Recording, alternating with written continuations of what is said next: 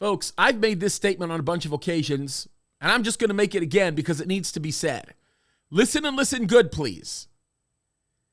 How in the world can I trust you to give me a reasonable quality of life and to protect me, provide security for me, watch out for me, help me live the American dream when I can't trust you to not try to kill me while I'm in the womb? Folks, we need to start thinking straight about things. When I used to spend time in a police car with people, I would always tell the young rookies, if a police officer takes off his wedding ring and doesn't do something to identify the fact that he or she is married, and they go out and do what they do, never trust them. Why? Because if their spouse can't trust them, then you won't be able to trust them under any circumstance. The same principle applies. How can I trust the Biden administration to take care of me when the Biden administration wants to do everything they can to kill me before I'm even born? Case in point, this beautiful, wonderful Texas law that was passed literally ensures that the life of every child with a heartbeat will be spared from the disgusting ravages that are created by abortion.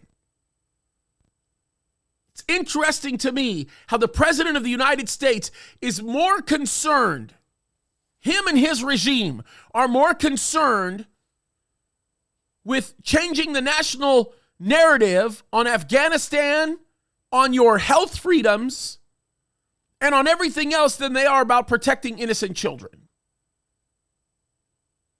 The Department of Justice, yes, under the leadership of one Joseph Biden, under the regime of Joseph Biden, has filed a lawsuit against the state of Texas to try to get the state of Texas to stop this law. Now, the problem with that is them trying to go against the Supreme Court because the Supreme Court already ruled and there is precedent. And what they're basically saying now is, well, we don't recognize anything that the Supreme Court has just ruled. We want to go on some of the stuff that's happened in the past.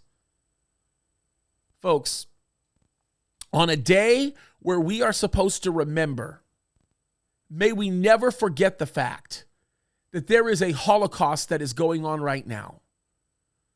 It is one of the unborn child. I want you to consider something for just a moment.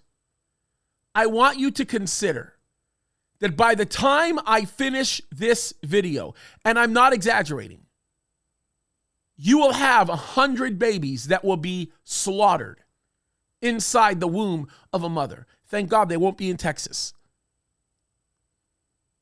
There are far more serious implications that come with the murder of unborn children than you might think.